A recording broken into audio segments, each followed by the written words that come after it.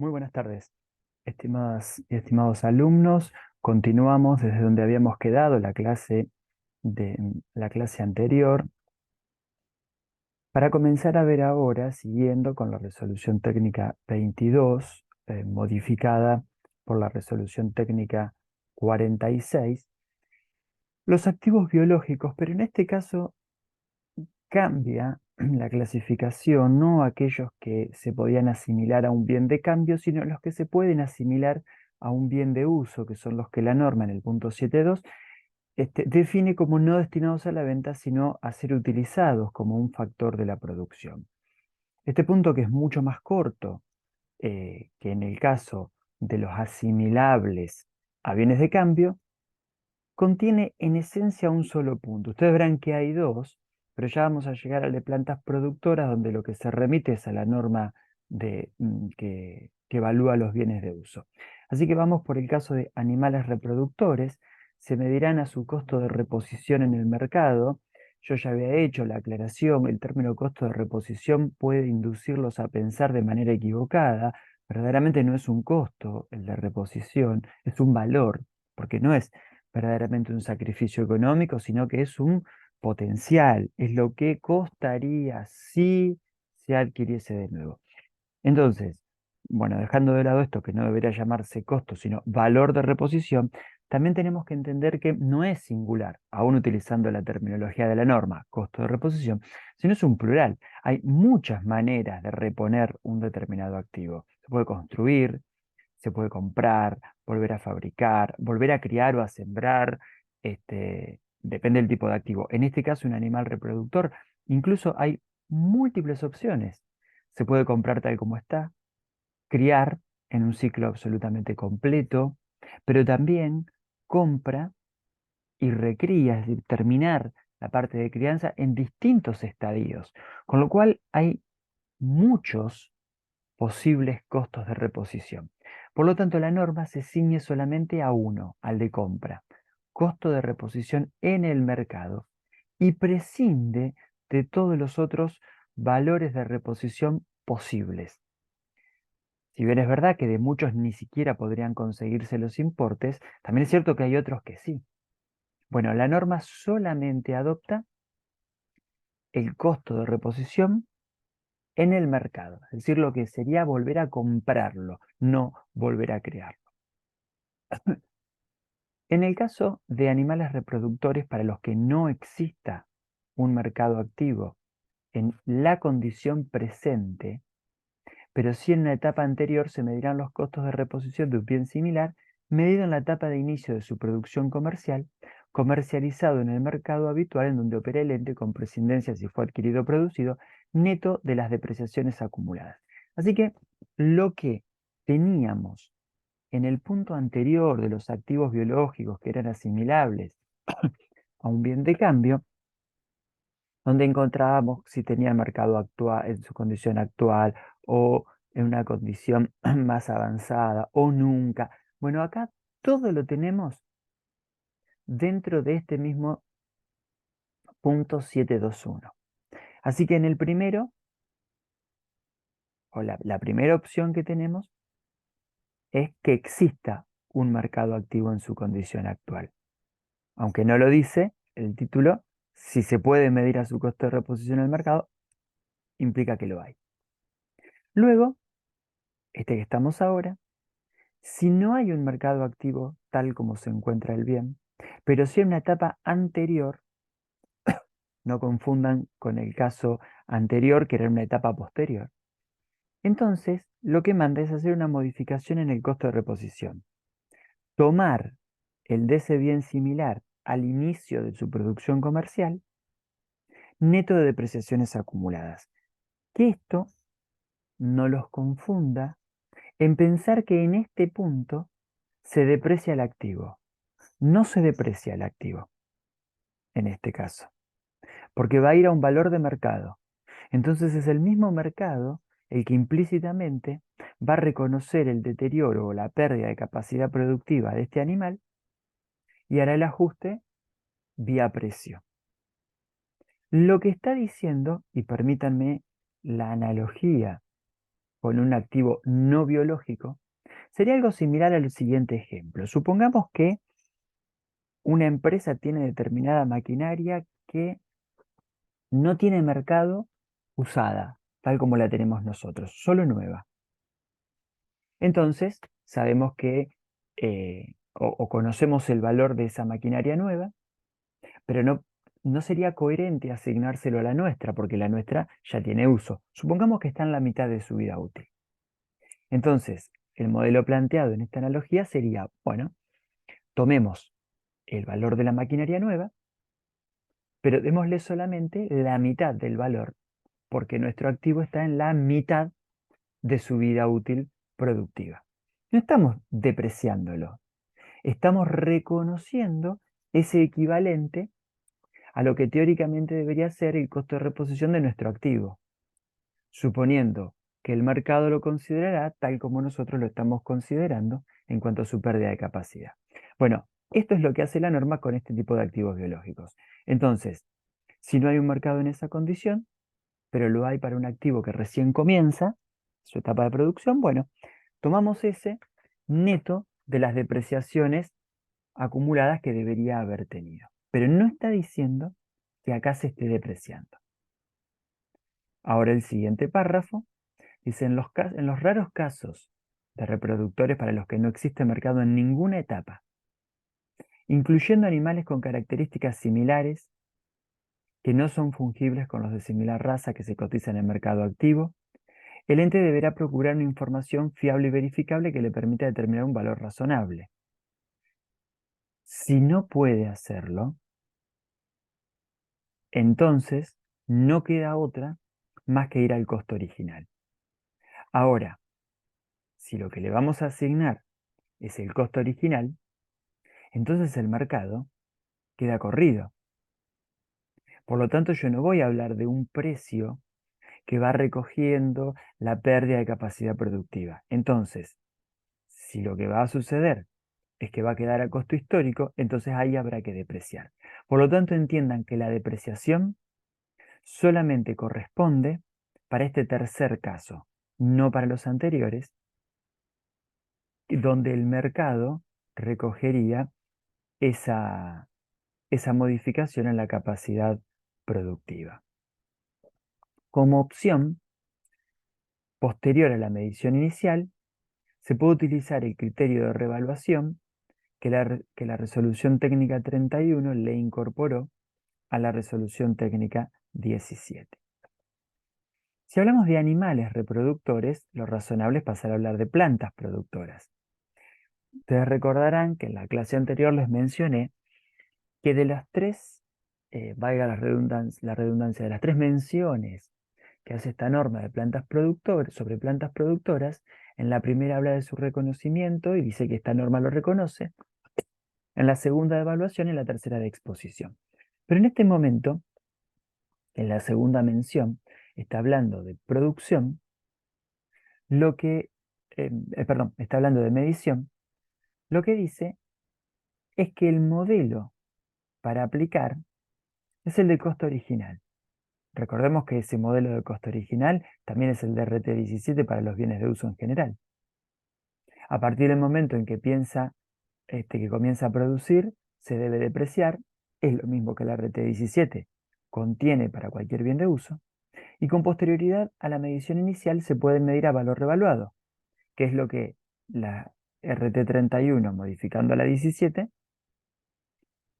indican como posibilidad para los bienes de uso en general. Es decir, que las plantas productoras son reconocidas en esta norma, pero no son medidas, tampoco expuestas, como vamos a ver más adelante. La medición de las plantas productoras se hace como la de cualquier bien de uso de la resolución técnica 17.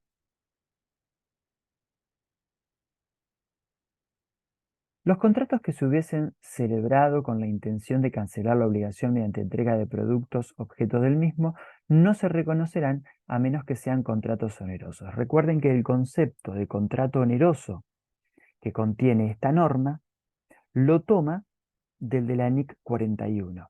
Por lo tanto, es el concepto de contrato oneroso que tiene todo el universo de las normas internacionales y que no tiene como contraparte o como opuesto de un contrato oneroso un contrato gratuito, sino la idea del contrato oneroso es lo que antes se llamaba en resoluciones técnicas un contrato a pérdida. Entonces lo que está diciendo es que un contrato se va a contabilizar cuando ese contrato sea un contrato que va a arrojar pérdidas porque los compromisos de los activos a entregar son mayores que los beneficios que se percibirán.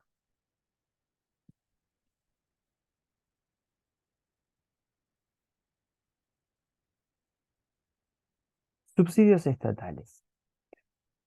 El caso de los subsidios, considero que merece la pena recalcarlo, también está tomado esencialmente de la NIC 41. La NIC 41, si bien no podemos situarla como geográficamente circunscripta a un espacio determinado, ha tenido como principal lugar de aplicación el conjunto de la Unión Europea, donde para el productor agropecuario de la Unión Europea, los subsidios estatales a la producción agropecuaria son muy importantes. Incluso hay países donde la mayor porción del ingreso del productor proviene de subsidios y no de la colocación de sus productos en el mercado. Entonces, en la realidad argentina, quizás este tema de los subsidios estatales no cobra la importancia que sí tiene en otros lugares, producto de que está tomado de la norma internacional. Entonces, yendo a este punto, 8.2, vemos que un subsidio del Estado no sujeto a cumplimiento de condiciones futuras relacionado con un activo biológico que se mida a valor razonable menos gastos estimados en el punto de venta se reconocerá en el resultado del periodo solo cuando dicho subsidio se convierte en exigible y su percepción sea altamente probable. Si el subsidio relacionado con el activo biológico que se mida a valor razonable menos gastos estimados en el punto de venta está condicionado al cumplimiento de algunas condiciones en el futuro, incluyendo situaciones en las que el subsidio requiere que la entidad desarrolle o no desarrolle ciertas actividades, la entidad reconocerá el subsidio del gobierno en el resultado del periodo solo cuando se hayan cumplido las condiciones requeridas y su percepción sea altamente probable. Sintetizando un poquito esto, diríamos lo siguiente. Un ente debe reconocer como resultado, obviamente resultado positivo, el subsidio del Estado cuando tenga derecho a percibirlo. Eso sería el parámetro general, el parámetro fundamental para tener en cuenta. En tanto y en cuanto no tenga el derecho a exigir ese subsidio, no voy a poder hacer el reconocimiento del activo y el resultado como contrapartida correspondiente.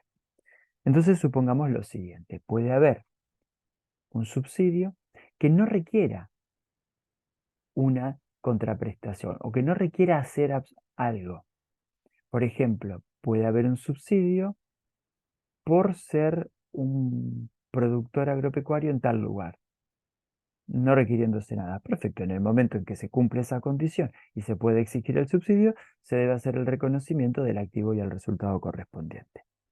Si hay un requerimiento de hacer algo, tal como ser un agricultor o ser un productor agropecuario en determinado lugar, y sembrar determinado cultivo, en la medida en que se haya cumplido el requisito, se haya sembrado ese cultivo, bueno, ahí habrá, ahí nacerá el derecho y por lo tanto corresponde contabilizar el activo con su resultado. E incluso dentro de las situaciones contempla las de no hacer. Supongamos que hubiese un subsidio para un productor que no debería sembrar su campo por 3 periodos, como para que se regeneren las pasturas naturales. Entonces, el primer año cumple con el requisito, no corresponde contabilizar nada, no corresponde un tercio. El segundo año cumple con el requisito, tampoco corresponde la contabilización. El tercer año cumple con el requisito, ahí puede ejercer su derecho y ahí contabiliza absolutamente todo. ¿Por qué no se busca hacer un devengamiento periodo a periodo de este subsidio?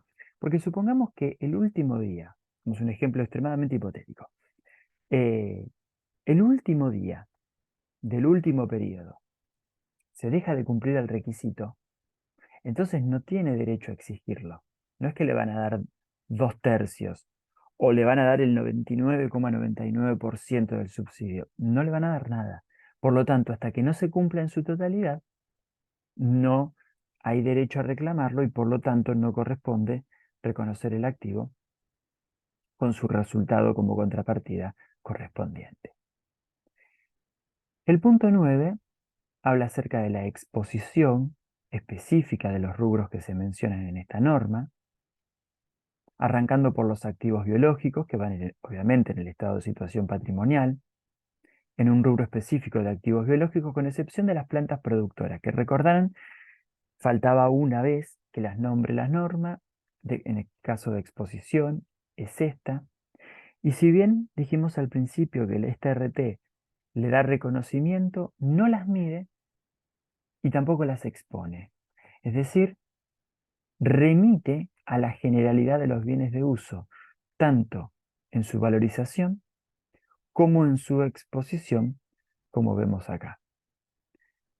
En la información complementaria, recuerden que la información complementaria es lo que solemos llamar notas y anexos, si bien en otros juegos normativos no existe distinciones de anexos y de notas. También recuerden que la información complementaria es tan estado contable como el cuerpo principal.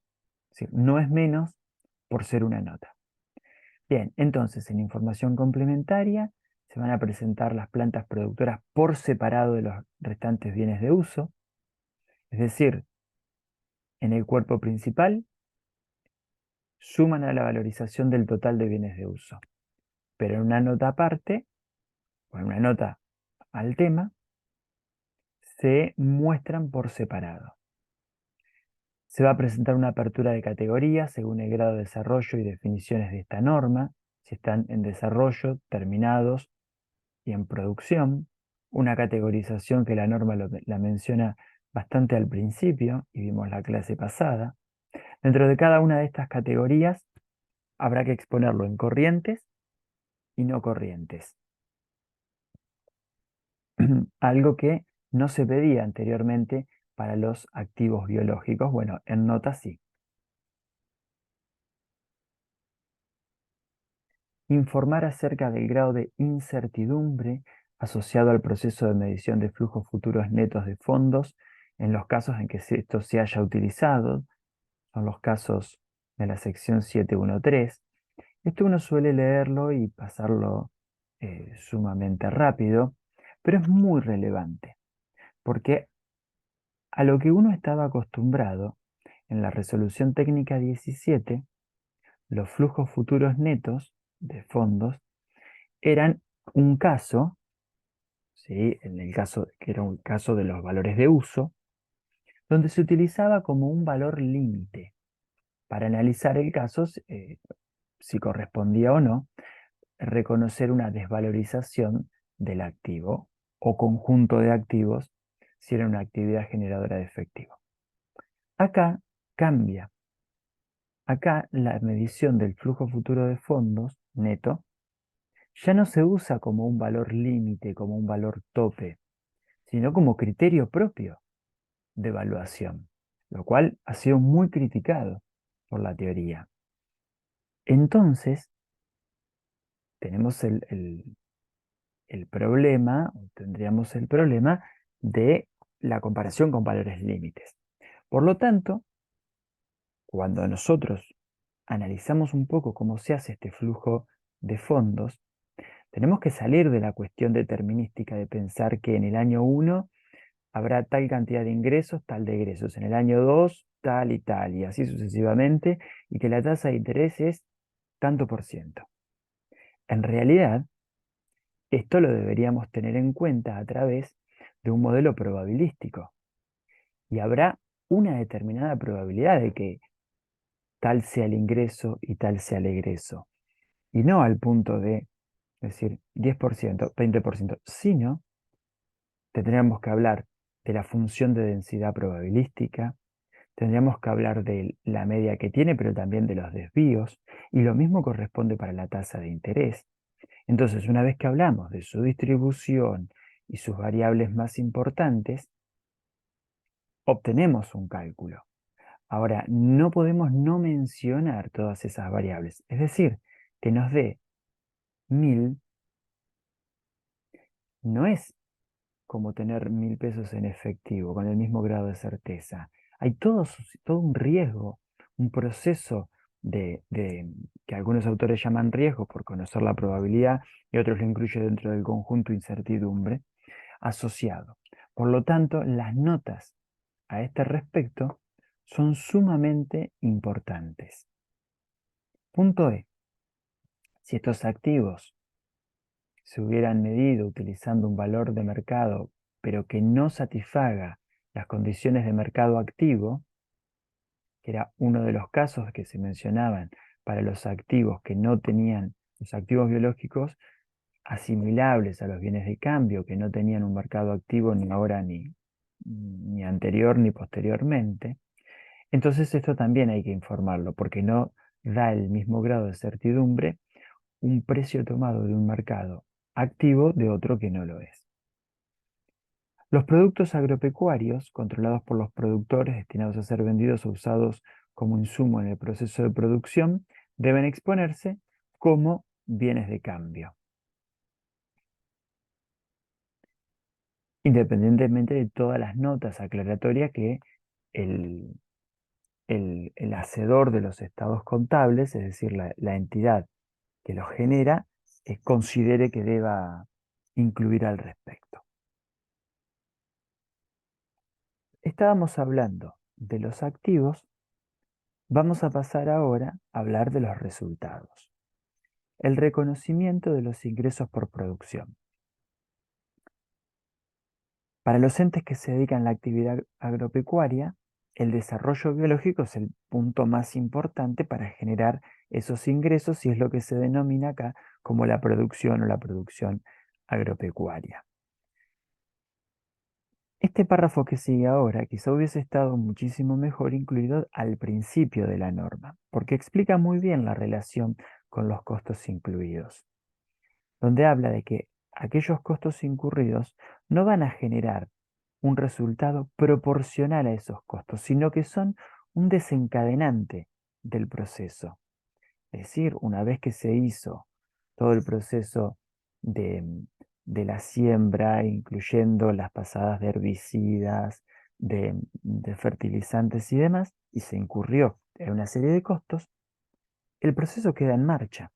Entonces, los costos acá no son tanto indicadores de el monto de ingreso que se va a obtener, sino desencadenadores de todo un proceso productivo posterior. Esta norma considera que incluye el ingreso por producción, la valorización de los productos agropecuarios obtenidos al momento de la cosecha, sea el nombre que sea, cosecha, recolección o faena, nos está hablando como términos sinónimos de cosecha, al menos desde el punto de vista contable. Desde la última medición anterior, a valor razonable menos gastos estimados en el punto de venta. También incluye la variación en la valorización de los activos biológicos, resultante de la transformación biológica, a partir de la etapa que sigue al inicio, es decir, la etapa posterior, hasta la medición al cierre de cada uno de los ejercicios. El resultado, hablamos del ingreso, pero también habrá que detraerle los costos. El resultado de la producción agropecuaria dice que es el resultante de considerar el ingreso por producción y sus costos asociados. El ingreso lo definió en el párrafo anterior y estos costos asociados, que ahora vamos a ver cuáles incluyen, todo esto debe incluirse en el cuerpo principal del estado de resultado. Recuerden que ventas y costos son un poco excepciones al trabajo en el estado de resultados que se trabaja con rubros. Estas son dos cuentas, simplemente cuentas de última instancia, o cuentas primarias, donde se van contabilizando directamente. Bueno, algo similar, más o menos parecido, sucede con esta situación del ingreso y de los costos por la producción agropecuaria. En aquellos entes en que esta actividad sea la predominante, este rubro va primero. ¿Por qué? Y porque la idea es que, frente a una simple mirada del estado de resultados, cualquier usuario de estos estados se dé cuenta cuál es la principal actividad o la principal fuente de ingreso. El resultado de la producción agropecuaria estará compuesto por el valor de los productos agropecuarios obtenidos al momento de dicha obtención, más la valorización registrada por los activos biológicos, esto ya lo habíamos visto en el punto anterior, menos la desvalorización registrada por los activos biológicos, menos los costos devengados durante el periodo que se atribuyen a la transformación biológica de los activos y su recolección y su adecuación hasta que estén en condiciones. Los resultados generados por el cambio en el valor razonable